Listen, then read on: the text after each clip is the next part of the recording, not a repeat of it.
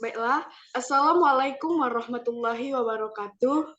Pertama-tama, puja dan puji atas kehadiran Allah Subhanahu wa Ta'ala yang telah memberikan kita kesempatan sehingga kita dapat mengikuti perkuliahan pada pagi hari ini.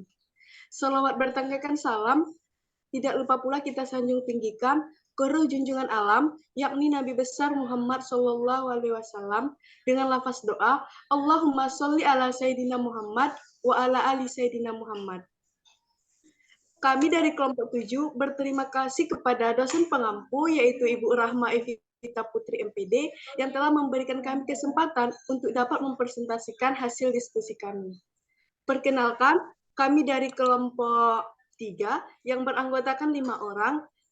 Saya, Diva Wahyuni, dengan NIM 22231009, dan rekan-rekan saya, Ainul Muslimah, dengan NIM 22231002, Dewi Ratna, 22231008, Findri Diana Gusti, 22231062, dan terakhir, Muhammad Hadi Andika Putra, dengan NIM 22231071. Pada kesempatan kali ini, judul yang akan kami presentasikan yaitu konsep dasar modul ajar. Dengan pokok bahasan yang akan kami bahas, pertama, komponen modul ajar, kedua, prinsip penyusunan modul ajar, dan ketiga, contoh modul ajar dalam topik IPA. Untuk materi pertama akan disampaikan oleh rekan saya, yaitu Hadi. Kepada Hadi, saya persilahkan. Baiklah, terima kasih moderator. Di sini saya akan membacakan materi pertama yaitu modul ajar. Modul ajar merupakan salah satu alat yang penting dalam proses pendidikan. Modul ajar dirancang untuk memberikan panduan dan materi pembelajaran yang terstruktur kepada peserta didik. Dalam modul ajar, peserta didik dapat mempelajari konsep-konsep baru, mengasah keterampilan, dan melaksanakan berbagai aktivitas pembelajaran. Modul ajar yang efektif mengikuti komponen dan prinsip-prinsip desain pembelajaran yang baik seperti tujuan yang jelas, struktur yang teratur, keterlibatan peserta didik, penggunaan media yang relevan. Modul ajar dapat disesuaikan dengan kebutuhan peserta didik, memungkinkan dan mengakomodasi gaya belajar yang beragam. Ada beberapa komponen dalam modul ajar. Yang pertama, informasi umum, yaitu judul modul ajar. Yang kedua, pemilihan satuan dan jenjang pendidikan. Ketiga, pemilihan fase dan kelas. Yang keempat, pemilihan mata pelajaran. Yang kelima, deskripsi umum modul ajar. Yang keenam, identitas penulis modul. Yang kedua yaitu capaian dan tujuan pembelajaran. Yang pertama yaitu capaian pembelajaran. Yang kedua, tujuan pembelajaran dari keseluruhan modul ajar. Yang ketiga, alur tujuan pembelajaran. Yang keempat, dimensi profil belajar Pancasila.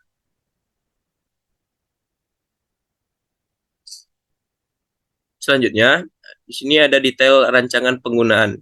Yang pertama yaitu total alokasi jam pembelajaran dan jumlah pertemuan. Yang kedua, penentuan model belajar. Yang ketiga, sarana dan prasarana. Dan yang keempat adalah persyaratan kompetensi.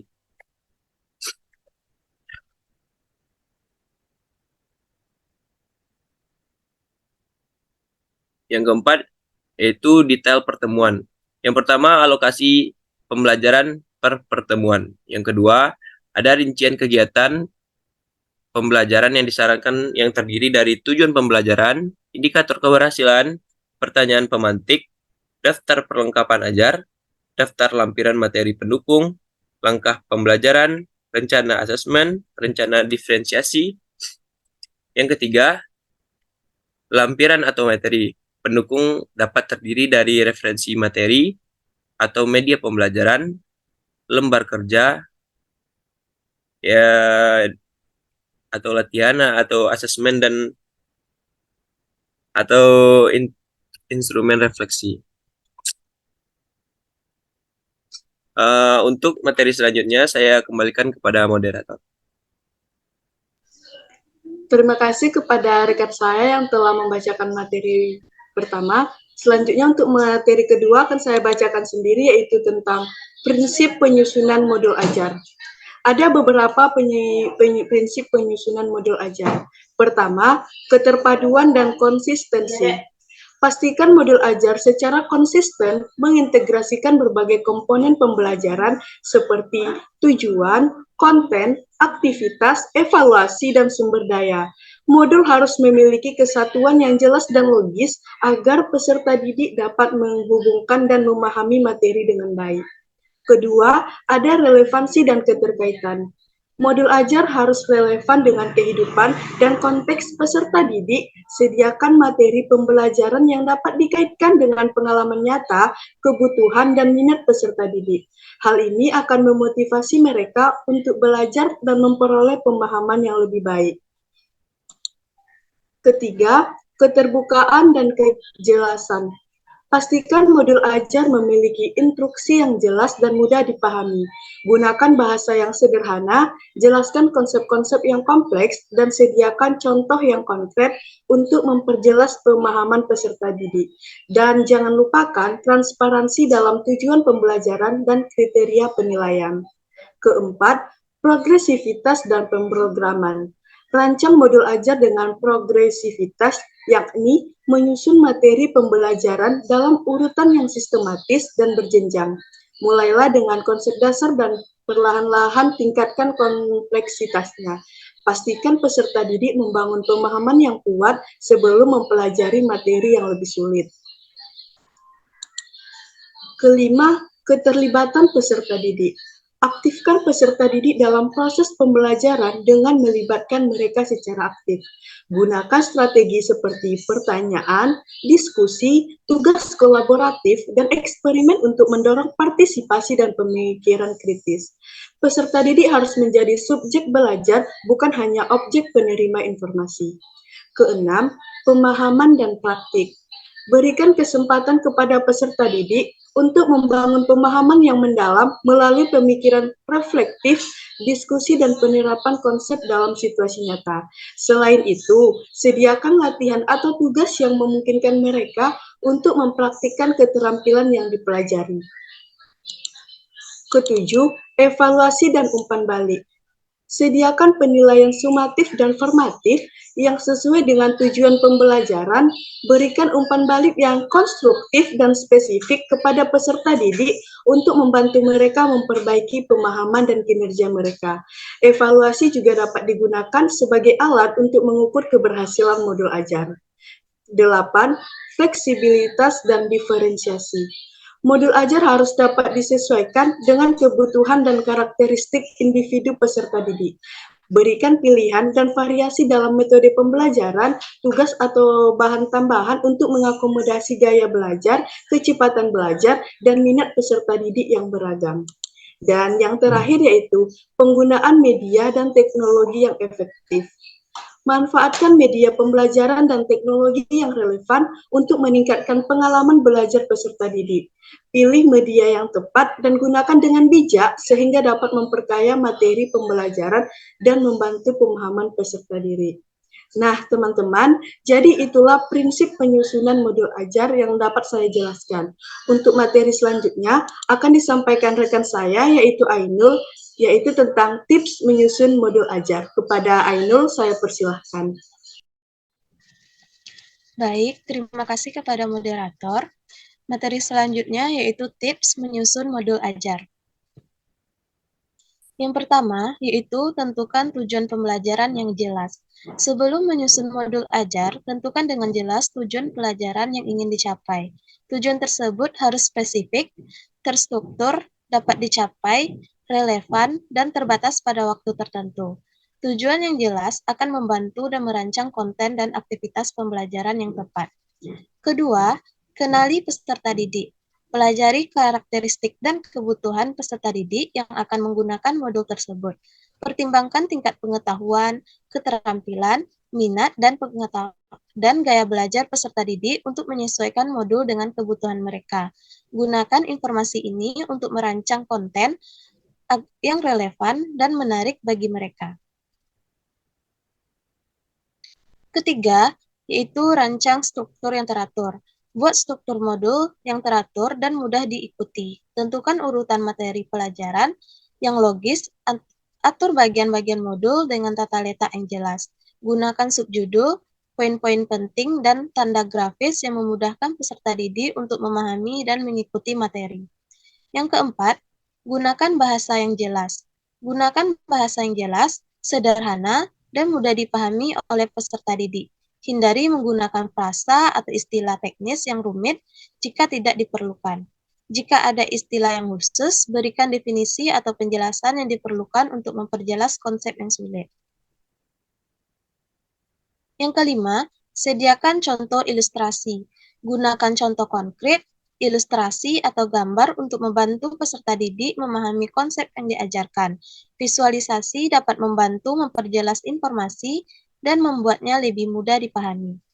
Yang keenam, aktifkan peserta didik. Sediakan berbagai aktivitas, latihan, atau tugas yang melibatkan peserta didik secara aktif dalam pembelajaran.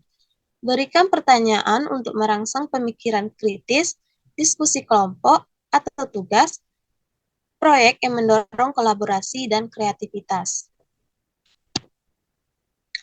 Yang ketujuh, gunakan media pembelajaran. Memanfaatkan media pembelajaran yang relevan dengan konten pembelajaran. Gunakan gambar, video, audio, atau sumber daya lain yang dapat digunakan peserta didik. Pastikan media yang digunakan dapat diakses dengan mudah oleh peserta didik. Yang kedelapan yaitu evaluasi dan pemantauan. Sediakan penilaian dan tugas evaluasi yang sesuai dengan tujuan pembelajaran. Gunakan berbagai bentuk penilaian seperti tes, tugas proyek, atau refleksi diri untuk mengatur pemahaman atau kemampuan peserta didik. Selain itu, peserta didik selama proses pembelajaran untuk memastikan pemahaman yang baik. Yang kesembilan, yaitu gunakan teknologi. Manfaatkan teknologi dan sumber daya digital untuk meningkatkan interaktivitas dan aksesibilitas modul ajar, seperti dapat menggunakan platform pembelajaran online, video pembelajaran, simulasi, atau alat interaktif lainnya untuk meningkatkan pengalaman belajar peserta didik. Yang ke-10, yaitu perbarui dan tingkatkan modul. Evaluasi secara berkala efektivitas modul ajar tersebut. Terima umpan balik dari peserta didik dan sesuaikan modul ajar sesuai dengan kebutuhan atau perbaikan yang ditemukan. Jangan ragu untuk memperbarui atau meningkatkan modul secara berkala agar tetap relevan dan efektif. Sekian pemaparan materi dari saya kembalikan kepada moderator. Terima kasih kepada rekan saya. Untuk materi yang terakhir akan disampaikan oleh Dewi dan Findri, yaitu tentang contoh modul ajar dalam topik IPA. Kepada rekan saya persilahkan. Baiklah, di sini saya akan menjelaskan terkait dengan contoh modul ajar dengan topik IPA.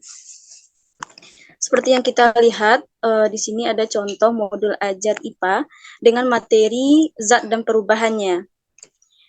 Di mana ini modul ajar ini untuk SMP atau MTS kelas 7. Seperti yang telah dijelaskan oleh teman saya tadi, oleh Hadi, ada beberapa komponen modul ajar. Nah, di sini ada informasi umum. Yang pertama itu informasi umum, di mana terdiri dari penyusun, di mana penyusun itu Aisyah Mardatillah, instansi SMP tahun penyusun itu tahun 2022, jenjang sekolah SMP, mata pelajaran ilmu pengetahuan alam, fase atau kelas, fase D, kelas 7, bab 2, alokasi waktu yaitu 22, 1 jam pelajaran itu 40 menit. Selanjutnya itu pokok bahasan, yaitu zat dan perubahannya. Kompetensi awal, itu di sini peserta didik telah mempunyai pemahaman konsep sains mengenai zat dan sifatnya dalam kehidupan sehari-hari. Dan juga ada profil pelajar Pancasila, yang yaitu beriman dan bertakwa kepada Allah, mandiri, bernalar kritis, kreatif, dan gotong royong. Dan juga terdapat CP proyektor. Dan juga ada target pelajar. Target pelajar di sini itu peserta didik reguler atau tipikal. Ini model pembelajarannya itu dengan tatap muka, dengan model discovery learning. Dan juga ada jumlah peserta didik, minimal 15 peserta didik, dan maksimalnya adalah 30 peserta didik. Nah, selanjutnya itu ada komponen inti. Di komponen inti ini ada beberapa bagian, yaitu ada tujuan kegiatan pembelajaran. Nah, di tujuan kegiatan pembelajaran ini ada juga dua kriteria, yaitu ada tujuan pembelajaran dan juga ada capaian pembelajaran atau CP. Nah, di mana pada tujuan pembelajaran ini itu peserta didik dapat mengidentifikasi karakteristik zat padat, cair, dan gas. Yang kedua itu peserta didik juga dapat menjelaskan susunan dan perubahan wujud zat dan dapat mengidentifikasi sifat fisika dan sifat kimia. Dan capaian pembelajaran itu peserta didik dapat mengidentifikasi sifat zat dan karakteristik zat dan membedakan perubahan fisika dan kimia serta memisahkan campuran sederhana. Yang bagian keduanya yaitu materi ajar. Nah, materi ajar ini itu tergantung pada beberapa pertemuan. Ini di sini ada 5 pertemuan dan setiap pertemuan itu materi ajarnya berbeda. Selanjutnya yang ketiga itu pemahaman bermakna. Nah, pemahaman bermakna ini yaitu peserta didik dapat menemukan sendiri pengertian istilah-istilah terkait topik, kemudian mengelaborasi pengertian tersebut pada contoh-contoh. Dan juga peserta didik bekerja pada kelompok dan merancang prosedur percobaan, dan peserta didik membuat peta konsep untuk meringkas pemahaman tentang perubahan zat, kemudian mereka dapat menjelaskan kepada teman mereka. Selanjutnya itu ada pertanyaan pemantik, di mana pertanyaan pemantik ini pertanyaan-pertanyaan mengenai materi pada pembelajaran. Di sini ada pertanyaan apakah zat itu, mengapa zat mempunyai sifat yang berbeda-beda, dan banyak pertanyaan. Nah, komponen selanjutnya itu ada uraian kegiatan pembelajaran. Uraian kegiatan pembelajaran ini itu tergantung pada materi ajar beberapa kali pertemuan, dan setiap pertemuan itu ada kegiatan pembelajarannya. Nah, di kegiatan pembelajaran ini ada bagian pendahuluan, ada kegiatan inti, dan penutup. Mungkin itu materi yang dapat saya jelaskan. Saya kembalikan kepada moderator. Terima kasih kepada rekan saya. Selanjutnya akan dijelaskan oleh Findri. Kepada Findri, saya persilahkan. Terima kasih pada moderator. Baiklah, saya akan melanjutkan materi yang telah disampaikan oleh rekan saya Dewi. Materi selanjutnya mengenai kegiatan pengayaan dan remedial. Dalam kegiatan ini ada berupa pengayaan, di mana peserta didik akan diberikan kegiatan membaca dan menjelaskan materi yang telah dijabarkan di dalam modul. Kemudian ada remedial. Remedial adalah suatu upaya untuk membantu peserta didik yang mengalami kesulitan dalam memahami materi pelajaran. Oleh karena itu, dalam modul ini, peserta didik membuat rangkuman materi mengenai materi yang telah dijabarkan dalam modul. Kemudian akan digunakan sebagai kegiatan mengevaluasi kembali materi yang telah dijabarkan. Kemudian ada refleksi. Dalam refleksi ada berupa refleksi guru, kemudian ada refleksi siswa. Refleksi dilakukan untuk mengevaluasi kembali proses pembelajaran dan hasil belajar yang telah dicapai setelah peserta didik memahami materi yang telah dijabarkan dalam modul. Kemudian ada asesmen. Asesmen guru menilai ketercapaian tujuan pembelajaran. Jenis asesmen ini di dalam modul ini adalah pilihan ganda, uraian portofolio, serta performa atau tes untuk kerja, serta sikap profil pelajar Pancasila. Kemudian selanjutnya ada LKPD atau lembar kerja peserta didik.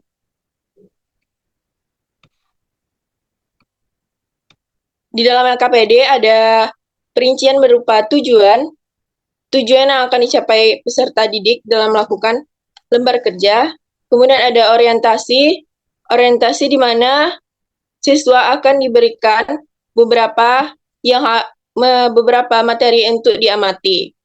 Setelah melakukan orientasi, siswa akan merumuskan rumusan masalah yang telah dijabarkan di dalam materi, kemudian mengeluarkan hipotesis. Setelah itu, peserta didik akan melakukan percobaan atau mengumpulkan data.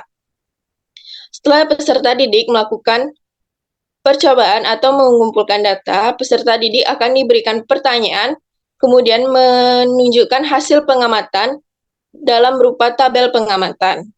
Baiklah, selanjutnya setelah peserta didik melakukan LKPD, peserta didik akan diberikan tugas proyek di mana tugas proyek ini akan di dalam modul ini peserta didik akan diberikan langkah-langkah bagaimana cara melakukan tugas proyek sesuai dengan arahan guru. Kemudian ada bahan bacaan.